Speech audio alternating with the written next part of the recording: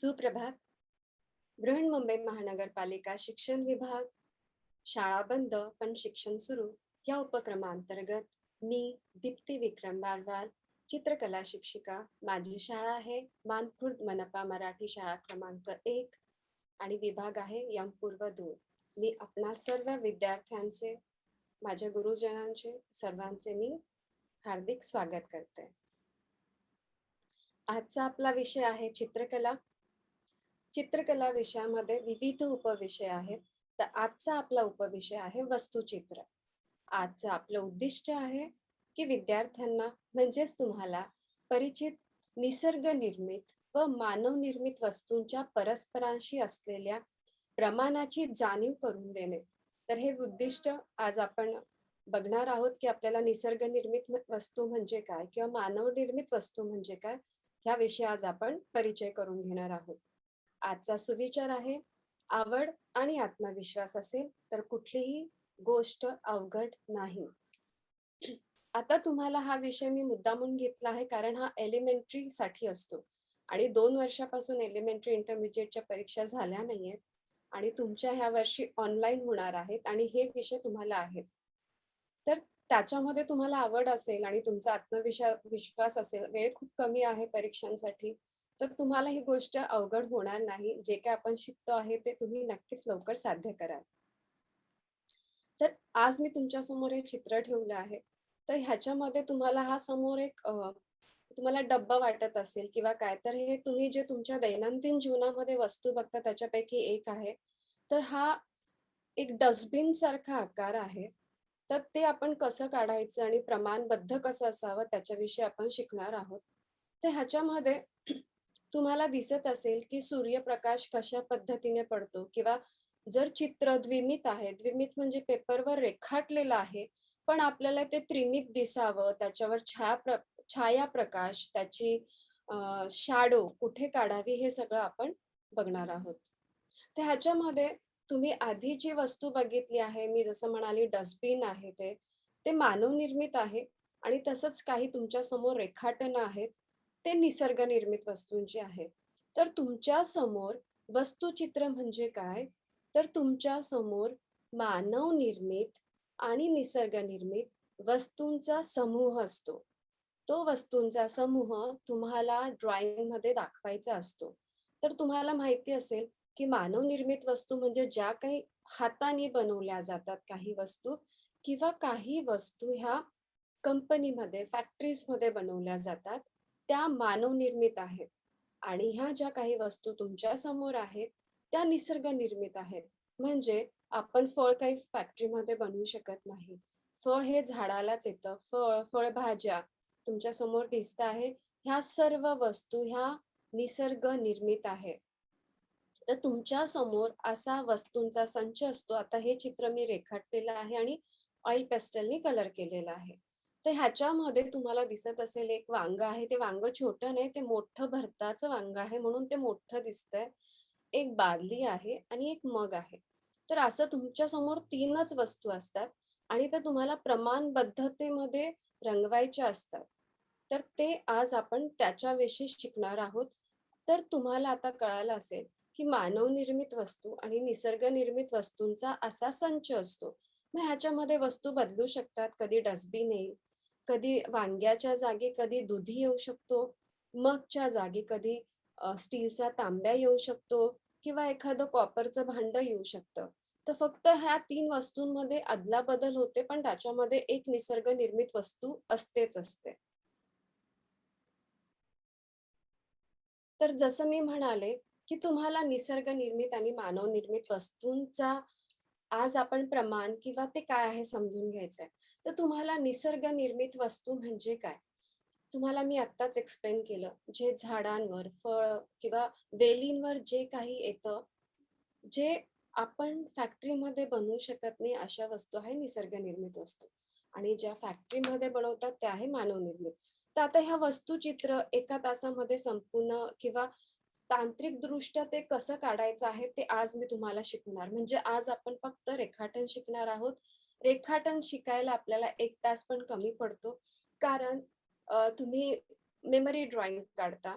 Memory ड्रॉइंगमध्ये काय असतं, तुम्ही मुलं काढली, तुम्ही तुमच्या पद्धतीने काढली तरी ते आम्ही ॲप्रिशिएट करतो. किंवा तुमच्याकडे संकल्पचित्र असतं, अक्षरलेखन असतं, ते तुम्ही तुमच्या सरावाने किंवा तुमच्या आवडीप्रमाणे काढता. पण वस्तुचित्रामध्ये तांत्रिकदृष्ट्या चित्र काढलं गेलेलं असावं. तांत्रिकदृष्ट्या म्हणजे काय? तर वस्तू ही फॅक्टरीमध्ये बनलेली असते. जर तुम्ही बघितले, की मला माझ्या शाळेसाठी 10 डस्टबिन हवे आहेत, माझ्याकडे 10 वर्गखोल्या आहेत. तर तुम्हाला 10 डस्टबिन तुम्हाला एकसारखे एका रंगाचेही मिळतात. किंवा मी सांगितलं, की मला 10 डस्टबिन हवेत, पण 10 डस्टबिनचा रंग वेगळा हवा. तर तुम्हाला असेही मिळतात. बरोबर? म्हणजे मानवनिर्मित वस्तू ह्या प्रमाणात असतात. त्याचं लांबी, रुंदी, जाडी ही प्रमाणात असते. ती बदलू शकत नाही. ह्याच्याच विरुद्ध जसं एका डस्टबिनचे 10 रंग आहेत, पण निसर्ग निर्मित वस्तू आहेत, त्या निसर्गाने निर्माण केलेल्या आहेत. त्याच्यामध्ये कोणताही बदल अपेक्षित नाही. कारण जर सफरचंद बघितलं तर आहे, म्हणजे आपल्याकडे एक लाल रंगाचं सफरचंद मिळतं आणि एक हिरव्या रंगाचं. तुम्ही तेवढा बदल करू शकता. पण सफरचंदाचा रंग बदलू शकत नाही. पण ह्याच्यामध्ये असं पण आहे, की सफरचंद एखाद्या मुलाने लहान काढलं आणि एखाद्या मुलाने थोडंसं प्रमाणापेक्षा मोठं काढलं. होऊ शकतं ना. एक सफरचंद कधी-कधी पाव किलोचंही मिळतं. एखादं सफरचंद छोटं-छोटं 100 ग्रॅमचंही मिळतं. म्हणून त्याच्यामध्ये शक्यता आहे, जेव्हा तुम्ही निसर्ग निर्मित वस्तू काढता, त्यावेळेस त्याचा आकारमान लहान-मोठा झाला तर चालतो. जसं समजा तुमच्यासमोर दुधी काढायला दिला आहे. आपण पुढच्या तासाला तुमच्यासमोर मी वस्तू ठेवून तुम्हाला प्रमाणामध्ये काढायला शिकवेन. पण आज आपण तांत्रिकदृष्ट्या म्हणजे वस्तुचित्र तांत्रिकदृष्ट्या कसं काढलं जावं, कारण वस्तुचित्रामध्ये तुमचं जे ड्रॉइंग आहे, त्याचं प्रमाणबद्ध असणं खूप आवश्यक आहे. तर निसर्ग निर्मित वस्तूंविषयी आपण बोलत होतो.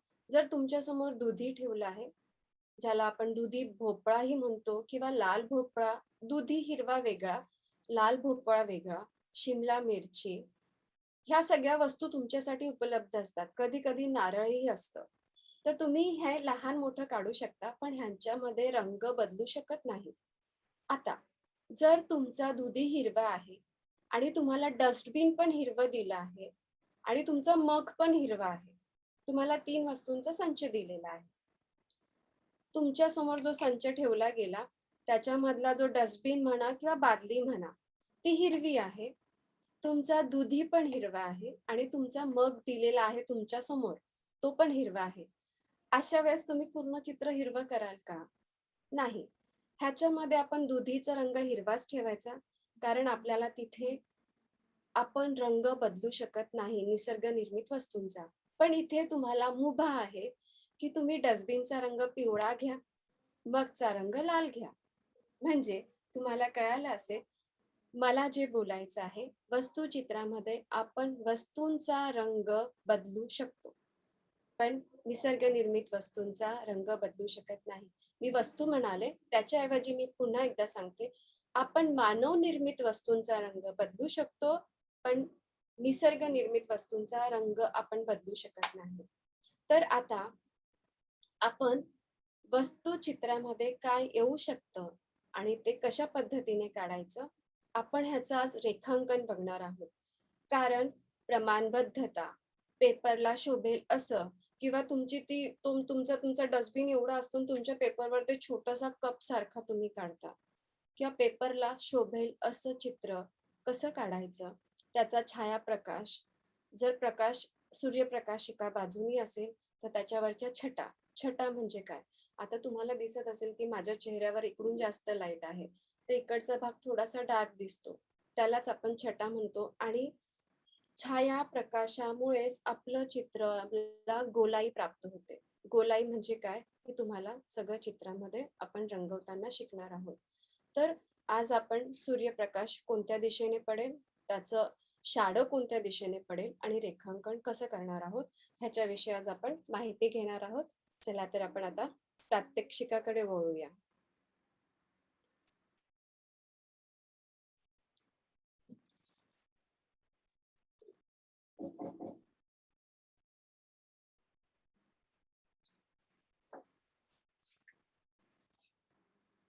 आता हा पेपर आहे.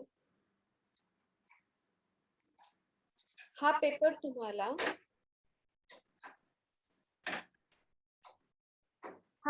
तुम्हाला A4 साईजचा असतो. जसं मागच्या वेळेस मी तुम्हाला स्पर्धेसाठी पेपरची साईज सांगितली होती. ह्या पेपरची साईज आहे. आता आपण ऑनलाईन शिकतो आहोत. ऑनलाईनमुळे तुम्हाला मोजमाप कळत नाही. तर मोजमापासाठी तुम्हाला मी सेंटीमीटर मध्ये सांगते. ह्याचं सेंटीमीटर मध्ये माप आहे ह्या पेपरचं 37 सेंटीमीटर. ह्याची लांबी आहे आणि ह्याची उंची आहे 27 सेंटीमीटर. मी सेंटीमीटर मध्ये ह्याच्यासाठी सांगते की तुम्ही जेव्हा परीक्षा द्याल ती ऑनलाईन असेल तर तुम्ही ह्याला A3 म्हणायचं आहे. कारण मागच्या वेळेस थोडं परीक्षे जेव्हा बालचित्रकला झाली त्यावेळेस A4 जेव्हा तुम्ही दुकानामध्ये जाता आणि तुम्ही A4 ची मागणी करता त्यावेळेस ते तुम्हाला झेरॉक्स पेपर देतात. तर झेरॉक्स पेपर हा त्यांच्या भाषेमध्ये A4 आहे. पण जर चित्रकलेच्या परीक्षेमध्ये जर A4 म्हणायला गेलो तर आपण ह्याला A4 न बोलता आपण ह्याला A3 म्हणतो. तर तुमच्या समोर आता पूर्ण पेपर दिसतो आहे. तर हा पेपर आहे. तर घेताना तुम्ही व्हाईट टिके किंवा कार्टे शीट किंवा ड्रॉइंग पेपर, सरळ सरळ तुम्ही ड्रॉइंग पेपर म्हणालात तरी चालणार आहे. हा आपला ड्रॉइंग पेपर आहे. तर ड्रॉइंग पेपरवर तुम्हाला आता रेखांकन करायचं आहे. तर रेखांकनाच्या आधी मी तुम्हाला काही गोष्टी सांगू इच्छिते, कारण त्या गोष्टी तुम्हाला लक्षात ठेवणं खूप गरजेचं आहे. आता सगळ्यात महत्वाचं, ज्या मानवनिर्मित वस्तू आहेत, ओके, ज्या मानवनिर्मित कोणतीही वस्तू घ्या, त्या भौमितिक आकारामध्ये तुम्ही आयत तुम्हाला माहिती आहे, ओके, आयत,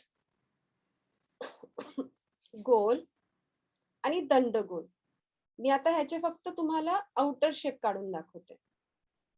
पुन्हा थोडं डार्क दाखवते. हे बघा, जे मानव निर्मित आकार आहेत ते तुम्हाला उदाहरणासहित सांगते. चौरस,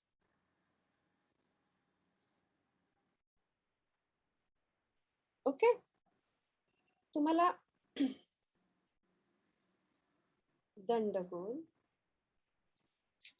त्याच्यानंतर आयत. ह्या आकारांमध्येच सगळ्या निसर्ग निर्मित वस्तू आहेत. तर मी हे कशासाठी सांगते आहे, जर तुम्ही तुमच्या कडचा मोबाईल बघितला तर तो आयताकृती आहे. जर तुमच्याकडे पाण्याची बाटली असेल, ग्लास असेल, तुम्ही सगळ्या वस्तू विचार करा. मी तुम्हाला 1-2 उदाहरणं देते आहे. जर तुमची वही असेल, कोणत्याही मानव निर्मितीचा बेसिक आकार म्हणजे मुख्य आकार हा भौमितिक आकारांमधलाच आहे. तुमच्या समोर बोर्ड असेल, तुमचा डेस्क असेल, खुर्ची असेल, टेबल असेल, कोणत्याही वस्तू जर तुम्ही बघितल्या तर ह्या भौमितिक आकारांमध्ये किंवा गोल, मोस्टली निसर्ग निर्मित वस्तू ह्या गोल, दंडाकृती, जसं आपण एखादा दुधी बघितला तो पण लांबट आकाराचा आहे. तर ह्या भौमितिक आकारांमध्येच सगळ्या मानव निर्मित वस्तूंचा बेसिक शेप आहे, बरोबर. तर तुम्ही आता उदाहरण घेतलं की माझ्याकडे एखादी बाटली आहे, तर त्या बाटलीचा आकारही तुम्हाला दंडगोलामध्येच दिसेल. आता तुम्ही जर बघत असाल तर सर्व वस्तू मॅक्झिमम गोल आहेत. जास्तीत जास्त गोल आकारामध्ये आहेत. तर तुमच्या समोर समजा आता मग आहे आणि बकेट आहे, त्या पण गोलच आहे. तर गोल वस्तू काढण्याची एक पद्धत आहे. ती पद्धत काय आहे, तर तुम्हाला सगळ्यात पहिले ह्याला आपण इलिप्स म्हणतो, म्हणजे गोलाकार म्हणा किंवा लंबगोल बोला, ठीक आहे. आपण ह्याला लंबगोल बोलू शकतो. तर ह्याला आपल्या चित्रकलेच्या भाषेमध्ये किंवा इंग्लिशमध्ये जर बोललं गेलं तर ह्याला इलिप्स म्हणतात. तर मी तुम्हाला आता 2 ग्लास काढून दाखवते किंवा 2 आकार काढून दाखवते, ओके. तर ह्या आकारांमध्ये आज आपण फक्त तंत्र किंवा त्या वस्तू कशा काढायच्या ह्या महत्त्वाचं शिकणार आहोत, ओके. तर हा एक मी आकार काढलाय. त्याच्यानंतर मी हा एक आकार काढला. हा लहान मोठा असू शकतो किंवा कसाही. एक मिनिट.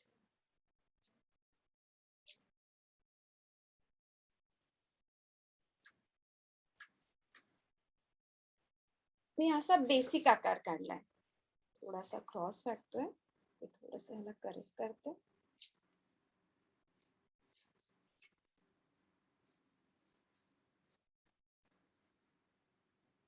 ओके, ठीक आहे. तर आता हा दोन आकार आहेत. समजा हे पेला आपण आहे आपल्या समोर, ग्लास आहे स्टीलचा किंवा प्लास्टिकचा किंवा कोणताही. तर ड्रॉइंग काढताना तुम्ही मुलं काय करता, आता ह्याच्यातलं आता आपण बोलू शकत नाही, पण ह्याच्यातलं जर ड्रॉइंग बरोबर आहे तर कोणतं ड्रॉइंग बरोबर असू शकतं?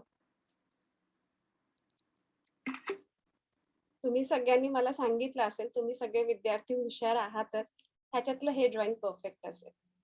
कारण जेव्हा कोणती आपण गोल वस्तू रेखाटन करत असतो, त्यावेळेस त्याचा जो वरचा भाग आहे तो कधीही असा जुळलेला नसतो, कारण ती वस्तू गोल आहे.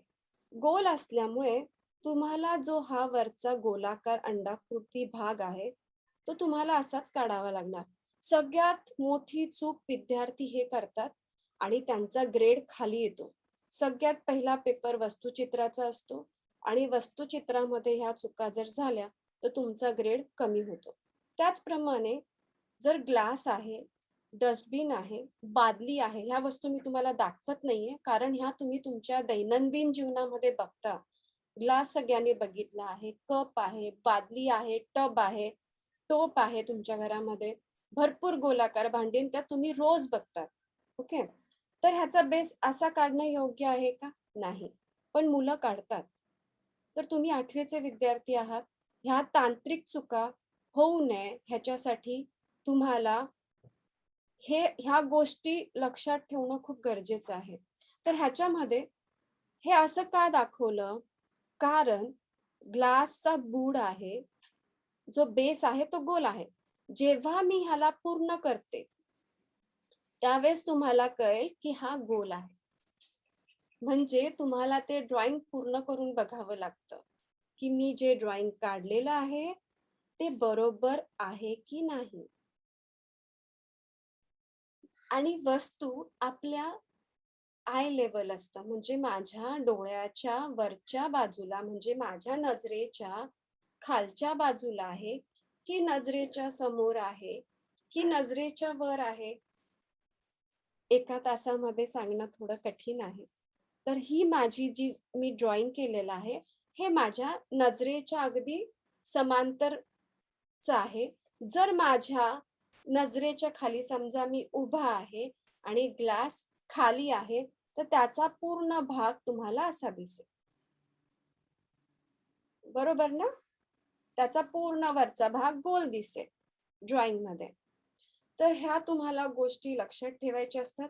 सर्वात महत्वाची गोष्ट ही आहे, जेव्हा तुम्ही गोलाकार भाग काढता, सगळ्यात महत्वाची, कारण ह्या चुका आम्ही बघतो, आम्ही जेव्हा परीक्षणाला जातो तेव्हा ह्या चुका असतात आणि तुम्ही रंगकाम खूप सुंदर केलेलं असेल, प्रमाणबद्ध नसेल आणि ह्या चुका असतील तर तुम्हाला तुमचा ग्रेड जाऊ शकतो. तर हे सगळ्यात महत्वाचं आहे. कोणतीही गोलाकार वस्तू काढताना त्याचा खालचा भाग आणि हे पॉइंट कधीही गोलाकारच असावेत. आता तुमच्या समोर ब्रेडचा स्लाइस दिला आहे किंवा पुस्तक दिलं आहे. त्याच्यासाठी एकदम सोपी पद्धत आहे. ती सोपी पद्धत म्हणजे तुम्हाला हेही माहिती असेल, यथार्थ दर्शन. आता यथार्थ दर्शन म्हणजे तुम्हाला इंग्लिशमध्ये जास्त कळेल, पर्स्पेक्टिव्ह म्हणतो. त्याचं उदाहरण आहे, तुम्ही आपल्याकडे ट्रेन आहेत, ट्रेन आपण बघतो. तर ट्रेनच्या जेव्हा तुम्ही पटरी बघतात किंवा ट्रॅक बघतात त्यावेळेस ते सरळ सरळ कधीच दिसत नाही आपल्याला. त्यावेळेस ते कसे दिसतात? असे. ह्यालाच आपण पर्स्पेक्टिव्ह म्हणतो. काय म्हणतो ह्याला आपण? पर्स्पेक्टिव्ह. म्हणजे वस्तुचित्रामध्ये ह्याचाही अभ्यास केला जातो. आपल्याला ते ट्रॅक समोर जाऊन ते एकमेकांना भेटतील असं वाटतं. ह्याला आपण यथार्थ दर्शन म्हणतो किंवा पर्स्पेक्टिव्ह म्हणतो, पण ते पुढे जाऊन कधीही एकत्र होत नाही. पण चित्रकलेमध्ये तुम्हाला तो भाग किंवा वस्तुचित्रामध्ये थोडासा दाखवावा लागतो. तर आता समजा तुम्हाला इथे एखादा बॉक्स दिलेला आहे किंवा एखादं पुस्तक दिलेलं आहे. ते काढण्यासाठी काय करायचंय? ते काढण्यासाठी 2 पद्धती आहेत. आपण आता गोल वस्तू काढून दाखवली मी तुम्हाला. आता आपण आयताकृती किंवा चौकोनाकृती वस्तू काढणार आहोत. त्याच्यासाठी 2 पद्धती आहेत. पहिली पद्धत सांगते. पहिली पद्धतीला तुम्हाला कधीही वस्तू काढायची आहे तर त्याची बेसलाईन ही गाईडलाईन आहे आपली. ही काढणं खूप महत्वाचं असतं. समजा इथे मी एक गाईडलाईन काढली आहे. त्याच्यामध्ये मला एक पुस्तक काढायचंय किंवा एखादा ब्लॉक काढायचा आहे.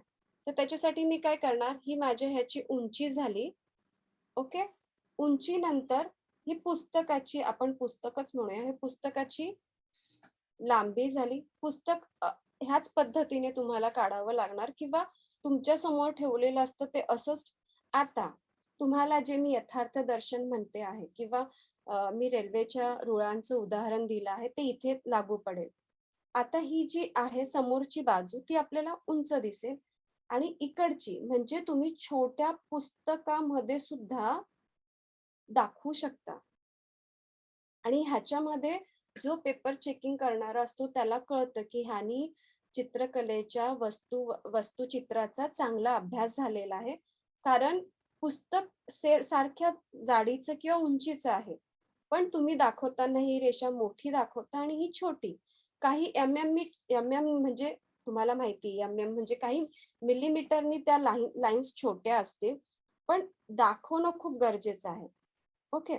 तर हे माझा एक भाग झाला. आता ही वस्तू काढताना मी ह्या सगळ्या रेषा एकमेकांना समांतर काढणं खूप गरजेचं आहे. ह्या 3 रेषा. तुम्ही जर बघत असाल, ही रेषा ह्याला समांतर, ही रेषा ह्याला समांतर. तुम्ही जर म्हणत असाल, की चित्रकलेमध्ये एवढं मोजमाप करून किंवा हा अभ्यास आहे. वस्तुचित्रामध्ये ह्याचा अभ्यास केला जातो. तुम्ही 8वीत आहात. तुम्हाला ह्या वर्षी ऑनलाईन परीक्षा आहे. माझं म्हणणं आहे, की तुम्ही मॅक्सिमम मुलांनी, जास्तीत जास्त मुलांनी घरात बसून परीक्षा द्यायची आहे. तुम्हाला ह्याचा फायदा होतो आणि म्हणून मी तुम्हाला हा विषय आज शिकवायला घेतला आहे. तर आता ह्या रेषांना आपण एकमेकांना समांतर रेषा काढणार आहोत. आता हिला समांतर रेषा मी इकडे काढणार. पण समांतर काढताना मी अंतर थोडं कमी करणार. ह्या रेषेपेक्षा ह्याचं अंतर मी थोडं कमी करणार. ही रेषा आणि ह्या रेषेचं अंतर कमी कसं होईल? जेव्हा मी ही रेषा ह्याला समांतर नेईल तेव्हा. हे बघा, दिसतंय? ही रेषा ह्या रेषेपेक्षा थोडीशी मोठी आहे. बरोबर? तुम्हाला दिसतंय की हे आता एखादा बॉक्स आहे किंवा पुस्तक आहे. ह्याच्या मागच्या रेषा आपल्याला दिसत नाही. त्याही तुम्ही काढून बघू शकतात की आपलं चित्र बरोबर आहे की नाही. पण त्याची आवश्यकता नाही. जर तुम्ही ह्या पद्धतीने चित्र काढलं तर तुमचं चित्र हे तांत्रिकदृष्ट्या परफेक्ट असतं आणि कलरिंग तर तुम्हाला शेडिंग मी शिकवणारच आहे. ओके. हे असं झालं. ही गोलाकार वस्तू, ही आयताकृती किंवा अजून एक पद्धत आहे. जसं मी म्हणाली, तसं तुम्ही 2 सरळ रेषा काढा. त्याला तुम्ही अशा रेषा काढा. ओके. आता तुम्हाला हा वरचा मिळाला चौरस किंवा आयताकृती जोही आकार आहे. इथे मी काय करणार? ही सोपी पद्धत आहे. ह्या फक्त जोडून घ्यायच्या. दिसतंय तुम्हाला हा आकार? क्लिअर झाला? तुम्हाला खूप रेषा काढाव्या लागतात ज्यावेळेस तुम्ही एखादी चौरस वस्तू काढता. ओके. हे आता सरळ ठेवलेलं पुस्तक. म्हणजे मी तुम्हाला 2 आकार, पण बेस्ट हा सोपा आहे. हा त्याहीपेक्षा सोपा आहे. सोपा तुम्हाला कधी वाटेल? पुन्हा एकदा दाखवते. तुम्हाला 2 सरळ रेषा काढायच्या आहेत.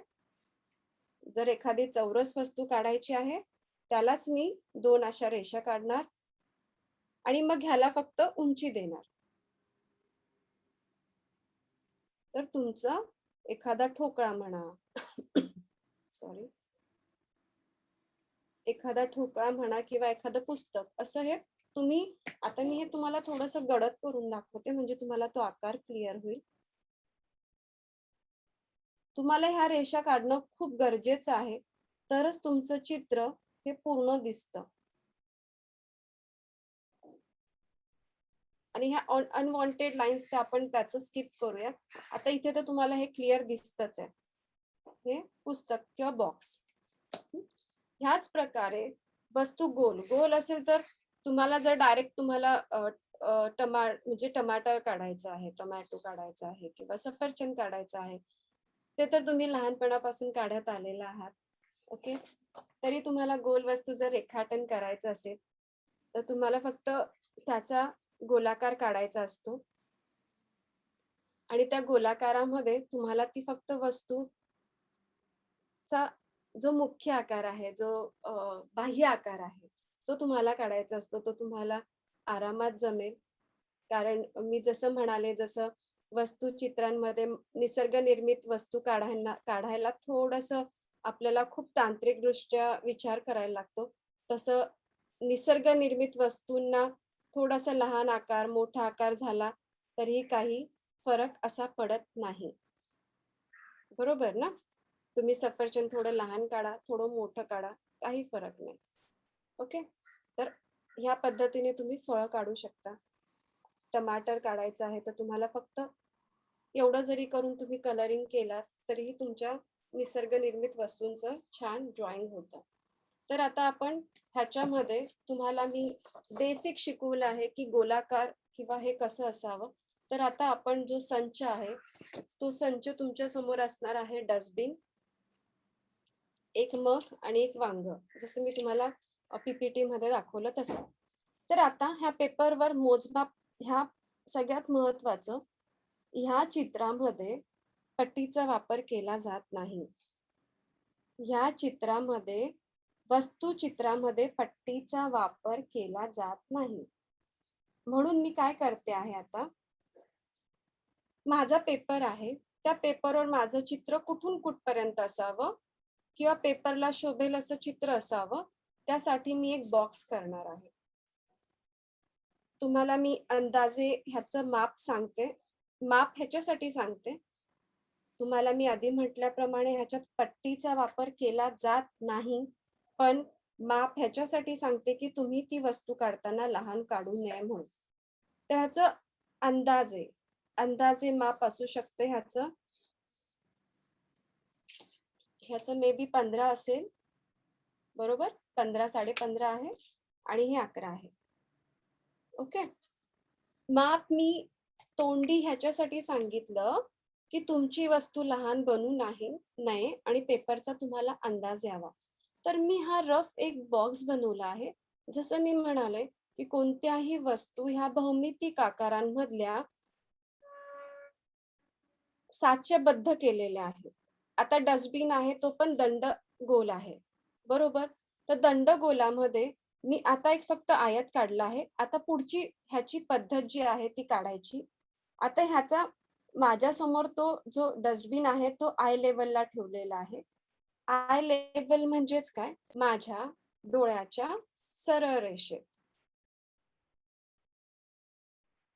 तर ह्याच्यामध्ये मी काय करणार, आता जो वरचा भाग आहे, मला समजा तो एवढ्या जाडीचा काढायचा आहे. म्हणजे मी माझ्या वस्तूच्या रेखाटनासाठी मी ही पेपरवर जागा तयार करते आहे.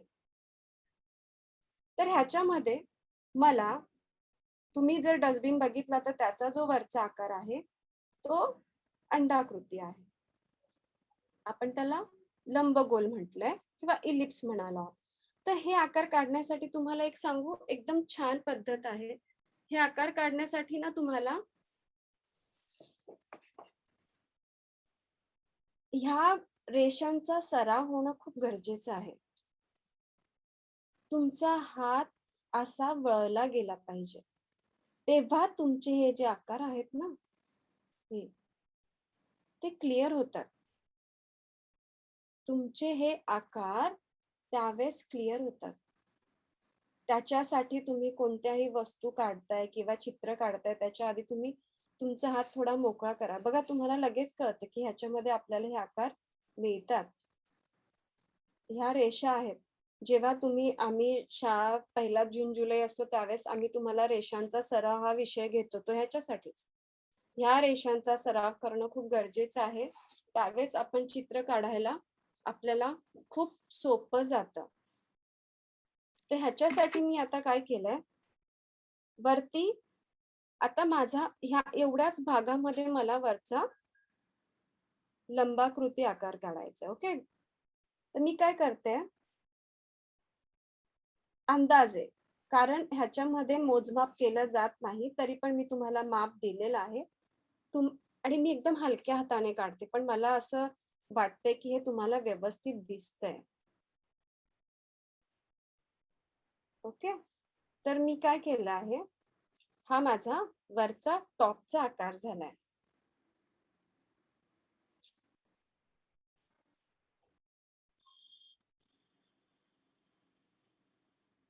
ओके. हा माझा आकार झाला. एकदम अलगद हाताने चित्र काढा. त्याच्यानंतर ही उंची आहे, जी कडा असते, ती कडा मी दाखवते. आता ह्या कडेमध्ये पण तुम्ही पर्स्पेक्टिव्ह दाखवू शकता, माहितीये कसं? तर ही जी जाडी आहे ही जास्त दाखवायची. अनवॉन्टेड रेषा तुम्ही नंतर ह्याच्यामध्ये कव्हर करू शकता, काढून घेऊ शकता कलरिंगच्या आधी. जेव्हा आपण फ्री हँड ड्रॉइंग करतो त्यावेळेस अनवॉन्टेड लाईन्स म्हणजे ज्या लाईन्स नको आहेत अशाही लाईन्स आपल्याकडे असतात, त्या आपण नंतर काढू शकतो. आता मी मी काय सांगितलं, ह्याच्यामध्ये पण तुम्ही ही लाईन जर जास्त दाखवली तर तुमचं जे मी म्हणाले ना पर्स्पेक्टिव्ह, यथार्थ दर्शन, की दूर जाणाऱ्या रेषा ह्या कमी उंचीच्या आहे. इथे उंची कमी होणार, इथे उंची जास्त असणार. म्हणजे एवढ्या छोट्या भागात पण तुम्ही दाखवू शकता. आता मी ह्या रेषा पण हातानेच फ्री हँडली काढणार आहे.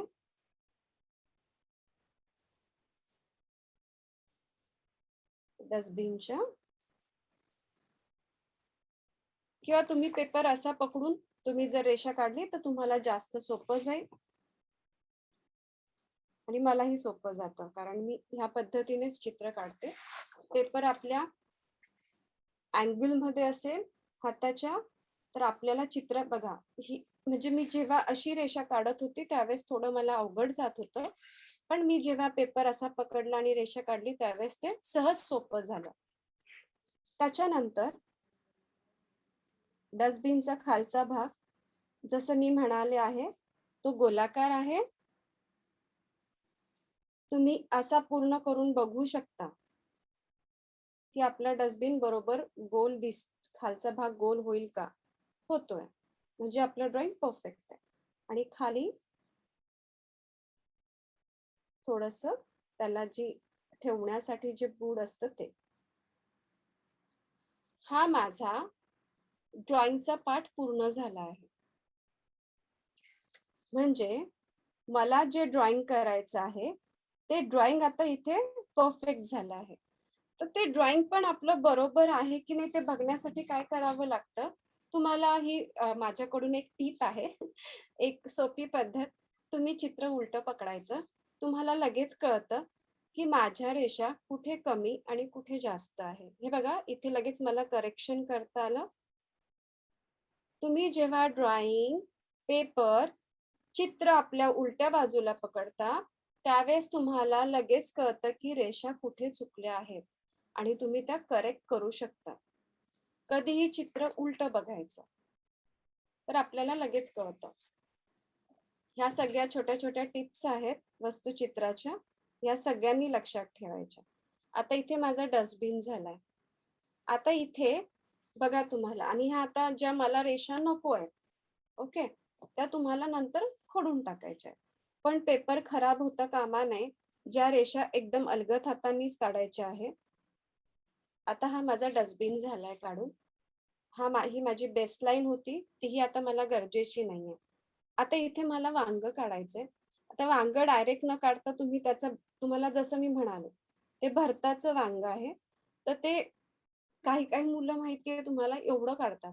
आता ते एवढं जर मी वांग काढलं एवढं मोठं, तर ते बकेटमध्ये तरी जाईल का? आपली डस्टबिन एवढा मोठा आणि ते वांग एवढूसं आहे. पण ते दिसतंच खूप मोठं वांग. त्याच्यामुळे जी प्रमाणबद्धता असते, जसं आपलं उद्दिष्टामध्ये आज आहे, की निसर्गनिर्मित आणि मानवनिर्मित वस्तूंच्या प्रमाणामधला तुम्हाला ह्या प्रमाणाच्या डस्टबिनच्या प्रमाणामध्ये वांग किती प्रमाणात असावं हे खूप महत्वाचं आहे. तुमच्या समोर वस्तू असते तर तुम्हाला कळते की त्याची दांडी इथे आहे आणि वांग इथे ठेवलेलं आहे. तर वांग काढताना पण तुम्ही मुख्यत्वे असा गोलाकार काढून घ्या. मी अलगद हाताने काढते आहे. आता दिसत असेल आणि त्याला जो आकार आहे भरताच्या वांग्याचा म्हणा किंवा तुमच्या समोर जे काही वस्तू ठेवलेला आहे त्याचा आकार म्हणा, तो तुम्हाला इथे नंतर द्यायचा आहे.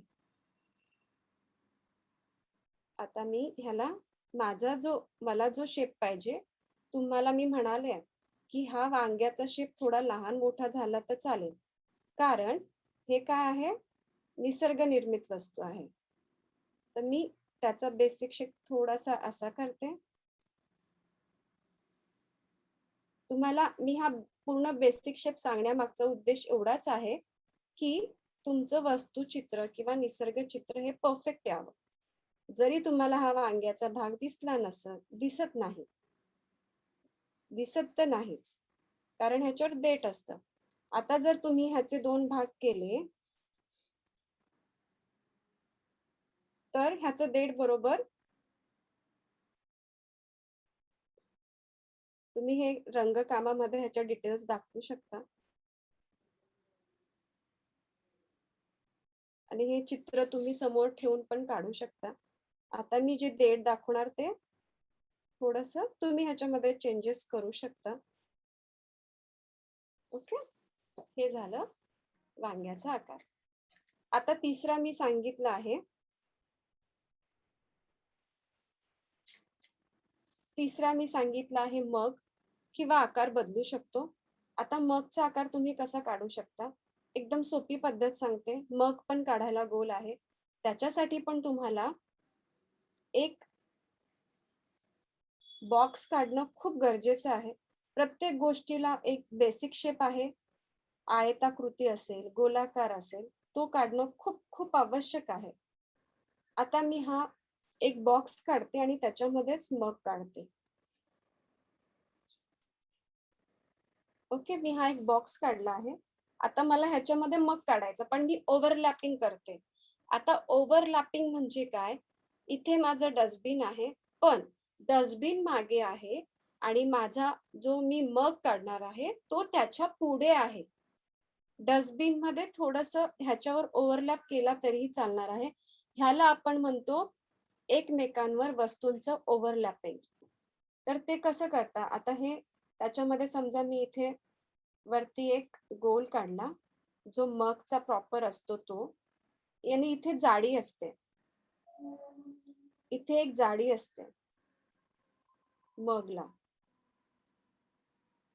तर इथे तुम्ही जर बघाल, तर इथे तुम्ही पर्स्पेक्टिव्ह मध्ये ही लाईन थोडीशी लहान दाखवू शकता, ही लाईन थोडीशी मोठी दाखवू. म्हणजे छोट्या-छोट्या गोष्टींमध्ये पण तुम्ही पर्स्पेक्टिव्ह दाखवू शकतात. त्याच्यानंतर इथे एकदम एक त्रिकोणासारखा भाग काढायचा. त्याला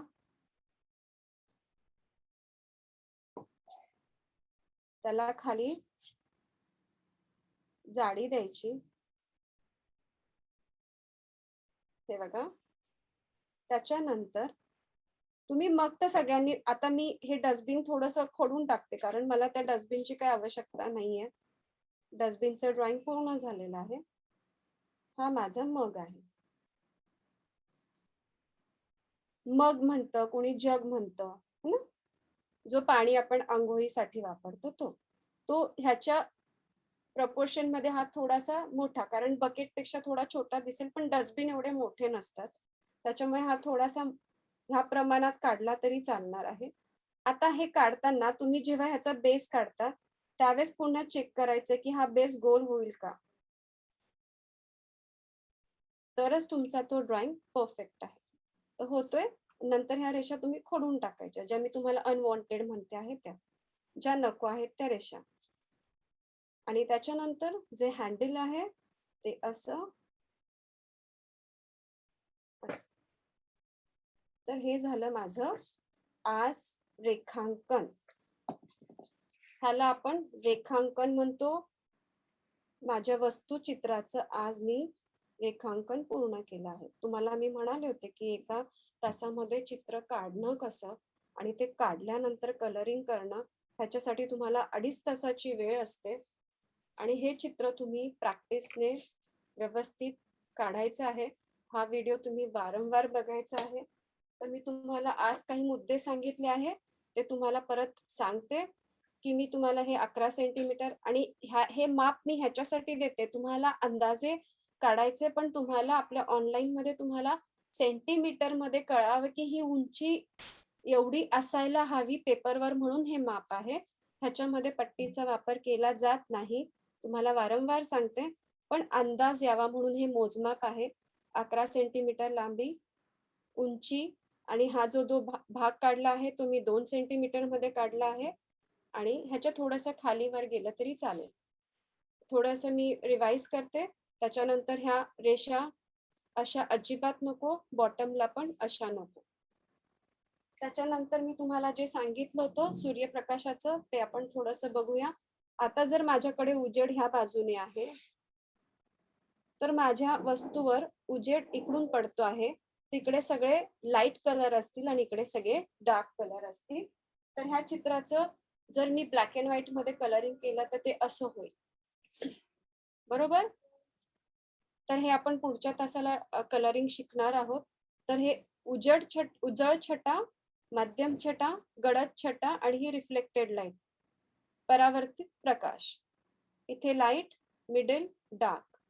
तुम्हाला रंगकामामधून, पेन्सिल शेडिंग मधून वस्तू, पेपर जरी सपाट असला, जर ह्याला आणि पेपरच्या जर इकडून सूर्यप्रकाश येतोय, तर ह्याची शॅडो ही कधी पण इकडे पडते.